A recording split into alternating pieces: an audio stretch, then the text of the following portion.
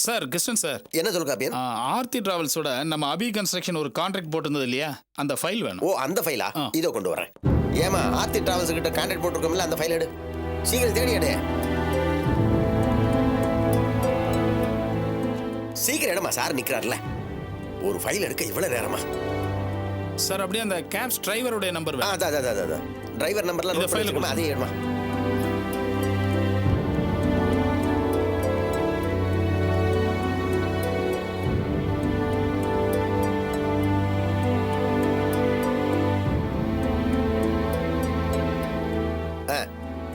சொல்லுங்க சார்.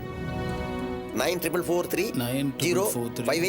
593 சரிதானே? கரெக்ட் தான் சார். ஹலோ, ஆர்த்தி டிராவல்ஸோட டிரைவர் தானே? ஆமாம் சார். நீங்கள்? வண்டி இப்போ எங்கெங்கே இருக்கு? நான் தொல்காப்பியன் பேசுகிறேன் சார். வண்டி வள்ளூர் கோட்டத்துக்கிட்ட இருக்குது சார். நானும் அங்கே தான் இருக்கேன். வள்ளூர் கோட்டத்திலையா? அங்கே நீ பண்ணுற ஆஃபீஸில் இல்லாமல்? சார் காலையில் ஸ்டாஃப்ஸ் எல்லாம் ஆஃபீஸில் கொண்டு வந்து இறக்கி விட்டுட்டு வேறு லோக்கல் சவாரி அடின்னு முதலாளி சொன்னார் சார். யார், ராஜேஷா? ஆமாம் சார். அப்போ டெய்லி இதே மாதிரி தான் லோக்கல் சவாரி அடிச்சிட்டு இருக்கீங்கல்ல? ஆமாங்க சார். சரி, நீ ஃபோனை வச்சிரு.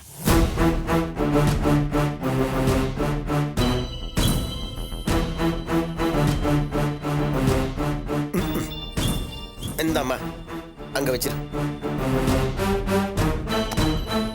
Excuse me. வாங்க.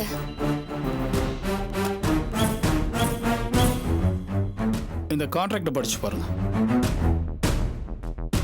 காலையில் 6 மணிலேருந்து சாயங்காலம் 7 மணி வரைக்கும் ஆர்த்தி டிராவல்ஸ் வண்டிக்கு 3 நம்ம கம்பெனி சர்வீஸ்க்காக நம்ம கம்பெனிலே நிற்கணும். நம்ம கம்பெனி தேவைக்காக மட்டும்தான் அதை பயன்படுத்தணும்னு தான் கான்ட்ராக்டில் போட்டிருக்கு. அதுபடி தானே பேமெண்ட் பண்ணிட்டு இருக்கோம் இல்லையா? ஆனால் அந்த 3 வண்டிகளும் நம்ம ஆஃபீஸ் ஸ்டாஃப்ஸை காலையில் ட்ராப் பண்ணிட்டு லோக்கல் சவாரிக்கு போயிடுறாங்க. மறுபடியும் ஈவினிங் ஸ்டாஃப்ஸை கூட்டு போகிறதுக்காக மட்டும்தான் வர்றாங்க. மற்ற நேரங்களில் வண்டி வெளியில் ஓடிட்டு இருக்கு. இதெல்லாம் சுத்த நான்சென்ஸ் அல்ல? சும்மா வேஸ்டா நிக்கிற நேரத்துல சவாரி போலாமேன்னு போயிருப்பாங்க. இப்ப எதுக்கு நீங்க இதை பெருசுப்படுத்துறீங்க? எந்த வண்டி இங்க சும்மா நிக்கல ஆர்த்தி. நமக்காக அவங்க வெயிட் பண்ற டைத்தையும் சேர்த்து தான் நம்ம அவங்களுக்கு பே பண்ணிட்டு இருக்கோம். தினமும் ஆகிற பெட்ரோல் நம்ம கணக்கு, அதுக்கு சேர்த்து தானே பே பண்றோம். எந்த அர்த்தத்துல வெளி சவாரி எல்லாம் போயிட்டு இருக்காங்க? இப்போ நீங்க என்ன பெருசா தப்பு கண்டுபிடிச்சிட்டீங்க? இது தப்பு மட்டும் இல்ல ஆர்த்தி, இதுக்கு பேர் ஊழல். அபி கன்ஸ்ட்ரக்ஷனோட பணம் அனாவசியமா ஆர்த்தி டிராவல்ஸுக்கு போகுது. இப்படி ஒரு கான்ட்ராக்ட் போடுறதை விட நாமளே சொந்தமா 3 வண்டி வாங்கி அதை அபி கன்ஸ்ட்ரக்ஷனோட உபயோகத்துக்கு வச்சிருந்தோம்னா அது நமக்கு லாபகரமா அமைஞ்சிருக்கும். இப்போ நீங்க என்ன செய்யணுங்கிறீங்க? அந்த கான்ட்ராக்டை கேன்சல் பண்ணு. அந்த 3 வண்டிகளும் வேணாம். தெண்ட செலவு இதோட நிறுத்திக்க, அவ்வளவுதான். நீங்க சொன்னா உடனே நான் கேட்கணுமா? சொல்ல வேண்டியவங்க சொன்னா கேட்பீங்கல்ல?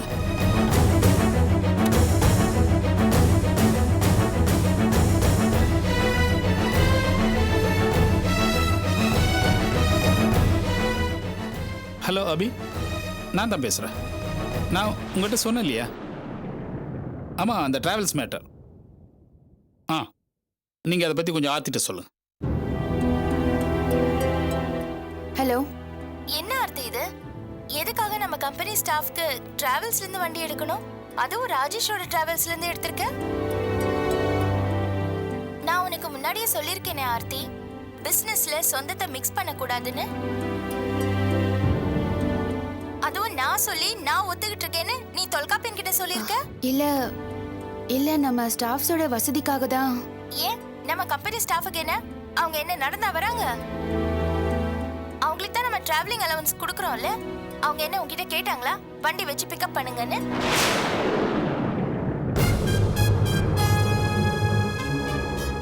இது பாரு ஆர்த்தி, உடனே நீ அந்த அக்ரிமெண்ட்டை கேன்சல் பண்ற. இல்ல, சொல்றத செய் ஆர்த்தி. இனிமே நீ என்ன கேட்காம எந்த முடிவையும் எடுக்க கூடாது, புரியுதா? எதுவா இருந்தாலும் என்கிட்ட கேட்டுட்டு தான் செய்யணும். ஓகே, நான் வச்சிடுறேன்.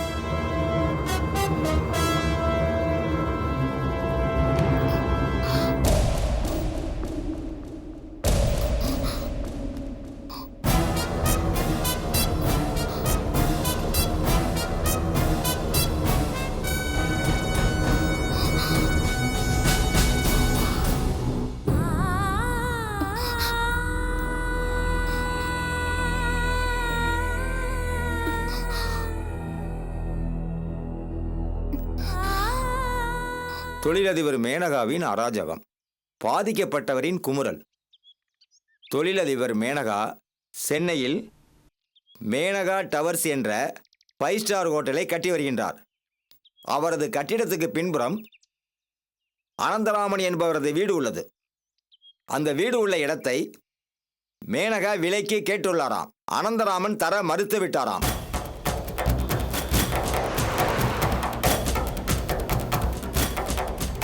கொஞ்சம் சீக்கிரம் போங்க ப்ளீஸ். இதனால் மேனகா பல வகையில் அவருக்கு மிரட்டல் விடுத்தாராம். ஆனால் அனந்தராமன் அதற்கு பணிந்து போகாததால் மேனகாவின் பழைய கட்டிடத்தின் சாக்கடை குழாய்களை உடைத்து அதை அனந்தராமன் வீட்டிற்குள் வரச் செய்திருக்கின்றார்.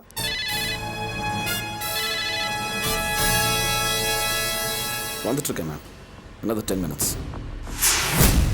இதனால் அனந்தராமன் தனது வீட்டிற்குள் குடியிருக்க முடியாத சூழ்நிலையில் மேனகாவிடம் சென்று நியாயம் கேட்டிருக்கிறார். ஆனால் மேனகா அவரை அலட்சியப்படுத்தியதோடு மட்டுமல்லாமல் வீட்டை தனக்கே கொடுத்து விடும்படி மிரட்டியிருக்கிறார்.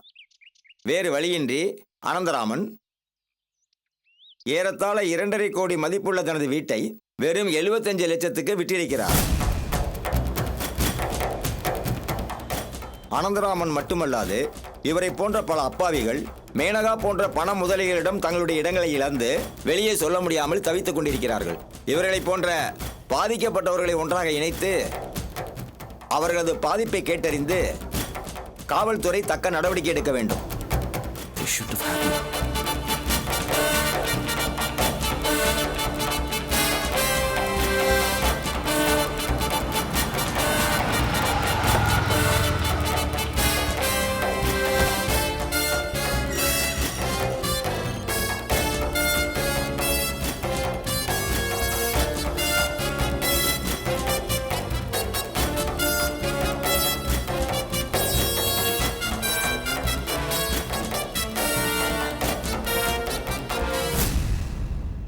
Good morning, ma'am.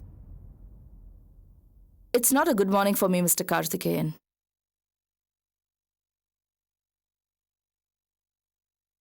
பேப்பர் பாத்தீங்கல்ல?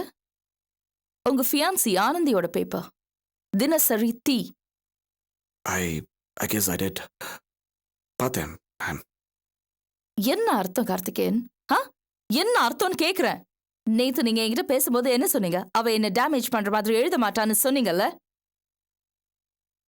இப்ப அவ என்ன எழுதிருக்கான்னு பாருங்க. ஆனந்தி ஒரு இன்வெஸ்டிகேட்டிவ் ஜேர்னலிஸ்ட்.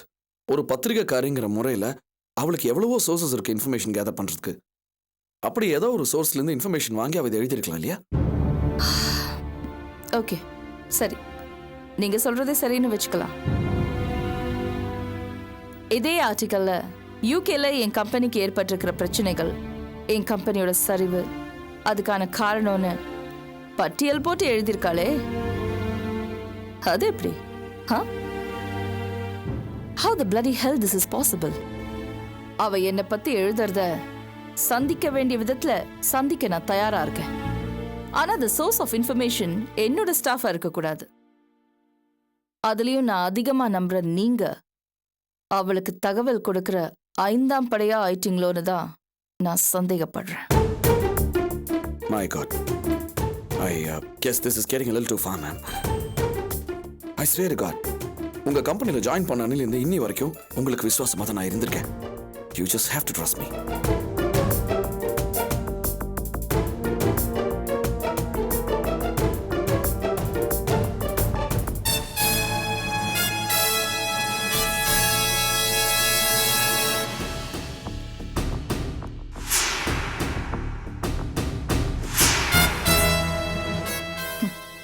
நீங்க சொல்றது உண்மையா இருக்கணும்னு தான் நான் கடவுள்கிட்ட வேண்டிக்கிறேன்.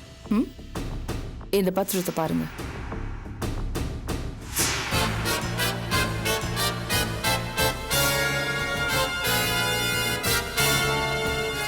அந்த அனந்த நாராயணன் தன்னோட இடத்த மனமு வந்து எனக்கு எழுதி கொடுத்த கிரைய பத்திரம். இந்த விஷயத்துல தான் ஆனந்தி என்ன ரவுடி தாதான்னு எழுதியிருக்கா. தப்பா எழுதி என்னோட கேரக்டரை அசாசினேட் பண்ணது சட்டப்படி குற்றம், ரைட்? நான் அவ மேல மான நஷ்ட வழக்கு போட போறேன். Ma'am, please. Let's not get impulsive about this. நம்ம கோவப்பட்டு அவசரத்தில் எதுவும் பண்ண வேண்டாம். Just give me a chance.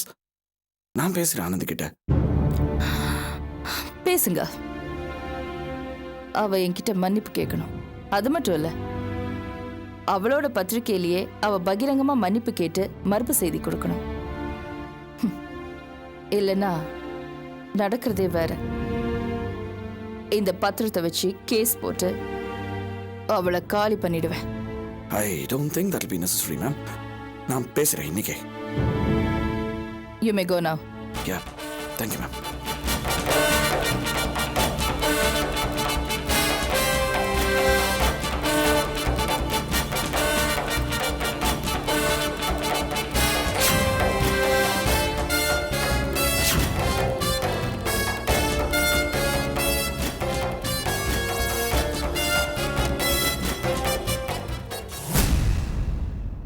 Anandhi, Anandi, Anandi. தம்பி, எப்போ வந்தீங்க? வாங்க, நல்லா இருக்கீங்களா? லண்டன்ல இருந்து எப்போ வந்தீங்க? ஆனந்தி எதுவும் சொல்லல? ஆனந்திக்கு தெரியுமா? Of course. நேத்து தான் வந்தேன். ஏர்போர்ட் கூட ஆனந்தி வந்திருந்தாலே. இங்க அம்மா பிள்ளைக்குமே 7ஆம் பொருத்தமா இருக்குது. அப்புறம் எங்கிட்டு போய் சொல்றது? உட்காருங்க தம்பி. டேய், போய் காஃபி கொண்டு வா. இல்ல, இட்ஸ் ஓகே, பரவாயில்ல. இங்கே வருங்க, எங்க வீட்டுக்கு மாப்பிள்ளை வர போறோம். நீங்க எது வேணாம்னா இப்படி இருங்க, கொஞ்சம் காப்பி கொண்டு வரேன்.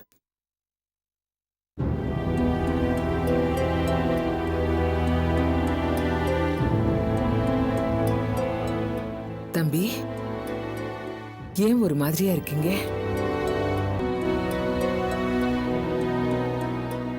ஏண்டி, தம்பி ஊர்ல இருந்து வந்த விஷயத்தை ஏன் என்கிட்ட சொல்லல? நீ எங்க என்கிட்ட சரியா பேசுற? ஏதோ ஒரு விரோதிய பாக்குற மாதிரி தானே பாத்துட்டு இருக்க. அது வேற இது வேற. நீ உடனே என்கிட்ட சொல்லிருக்க வேணாமா? Alright, Anandhi, let me hit the point. நீ எதுக்காக மேனகாவை பத்தி உன் பத்திரிக்கையில தப்பு தப்பா எழுதிருக்க? ஓ, சோ இப்ப அதுதான் உனக்கு பிரச்சனையா? ஆனந்தி, listen. மேனகா இன்னைக்கு லண்டன்லயும் சரி, ஸ்டேட்ஸ்லயும் சரி, one of the top notch entrepreneurs. Believe me.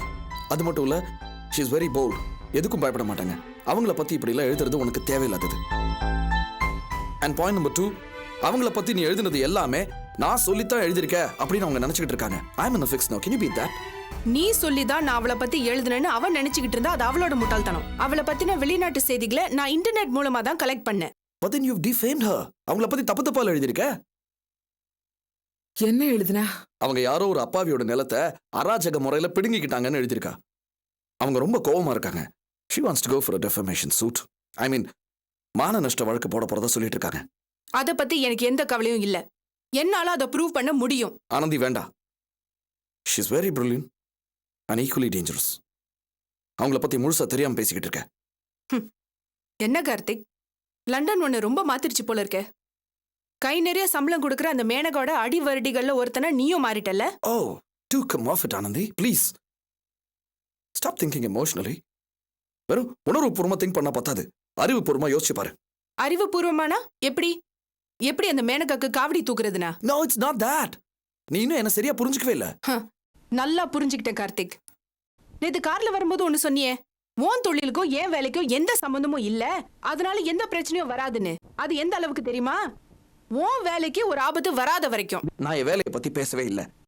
அந்த மேனகாவை நீ சரியா புரிஞ்சுக்கலன்னு தான் நான் வருத்தப்படுறேன். வேண்டாம், தயவு செஞ்சு விட்டுரு.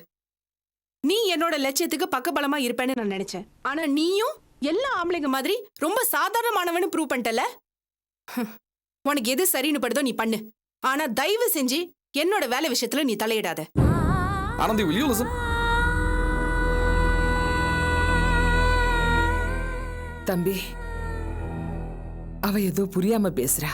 நீங்க தப்பா எடுத்துக்காதீங்க. இல்லம்மா, நான் தப்பா எடுத்துக்கலங்கிறது இல்ல இப்ப பிரச்சனை. அவ எவ்வளவு பெரிய ரிஸ்க்ல இருக்கான்னு அவளுக்கே புரியல. அவளுக்கு கொஞ்சம் புரியுற மாதிரி எடுத்து சொல்லுங்க.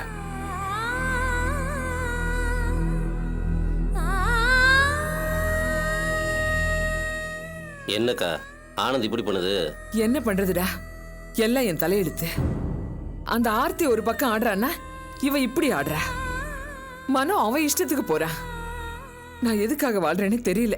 அக்கா, அபி வந்தா எல்லாம் சரியா போயிருக்கா. நீ எதுக்கா தேவையெல்லாம் புலம்பிட்டு இருக்க? அந்த நம்பிக்கையில தான்டா வாழ்ந்துட்டு இருக்கேன். இங்க நடக்கிற கூத்து பத்தி எதுவும் தெரியாம அங்கே அவ இவங்களுக்காக கஷ்டப்பட்டுட்டு இருக்கா.